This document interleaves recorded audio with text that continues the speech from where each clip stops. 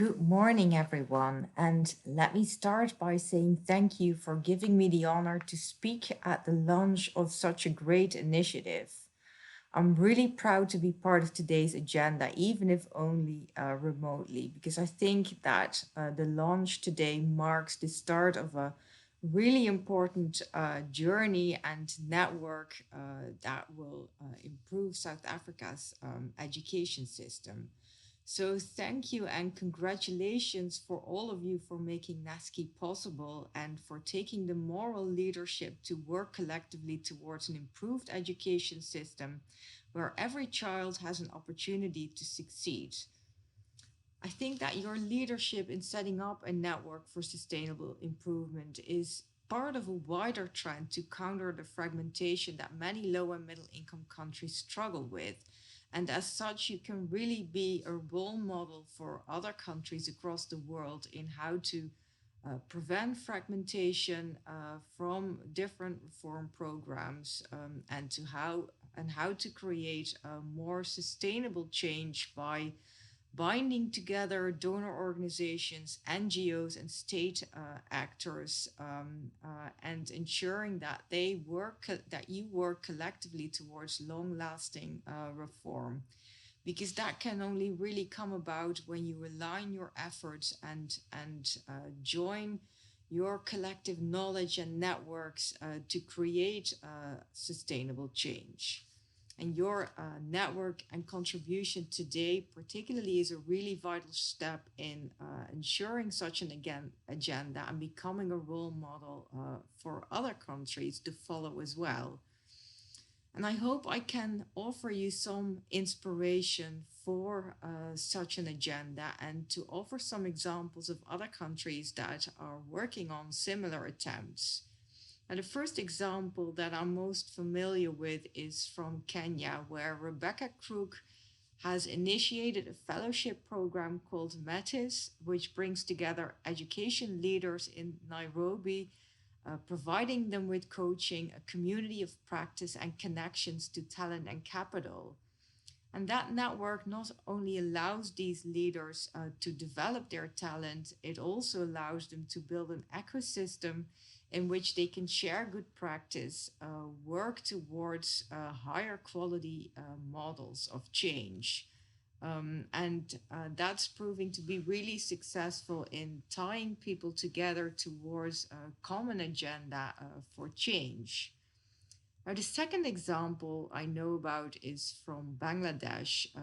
There, a network called Campi is working towards an agenda of change that is informed by advocacy and campaigning, and was already established in 1991.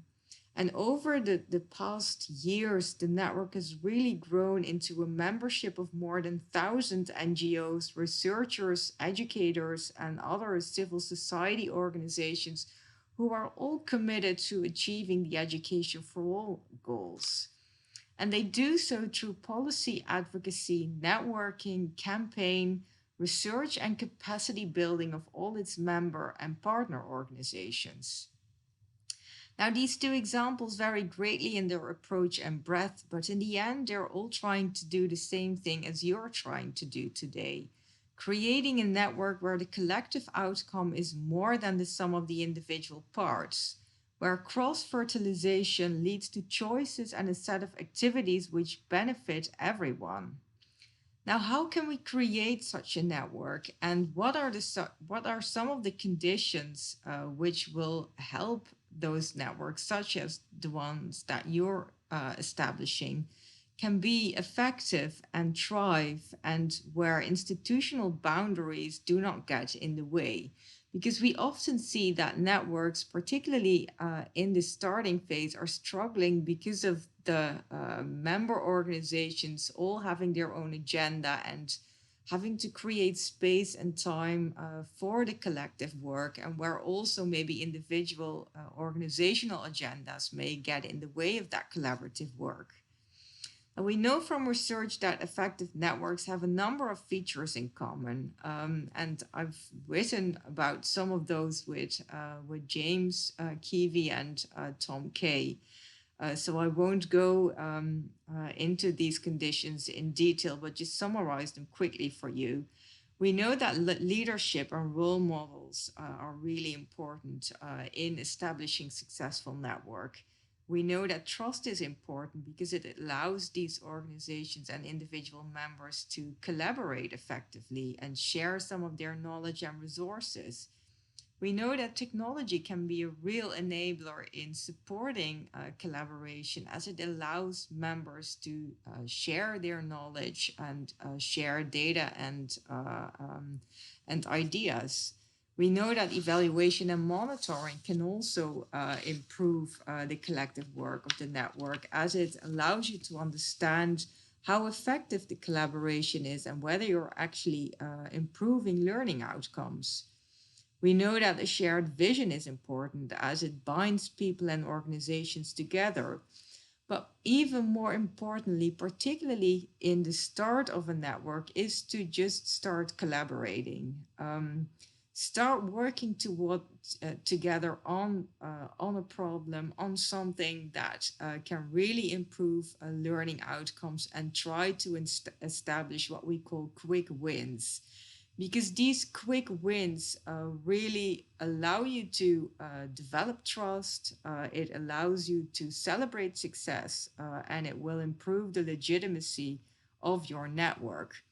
So, what can those quick wins look like? What can you as a network work on that will establish that type of quick win and success? Some of the issues that teachers have talked to us about in South Africa when we've done some of our research work there is how they all struggle to teach multi-grade classrooms, how they struggle to teach different subjects to different age groups, and are faced with large classrooms every day. And this is a really complex, multifaceted problem as well, because there are issues here about how teachers are allocated to schools, how they are qualified to teach various subjects, the professional development that they have access to. There are issues around timetabling, issues around building structures, availability of teaching materials, etc. So this is a really complex problem that requires the knowledge and efforts of multiple partners to come up with effective solutions. So is this something that you as a collective could address? Having the various backgrounds of all of you, the shared knowledge and resources, how can pooling that together lead to solutions that will solve at least part of this problem?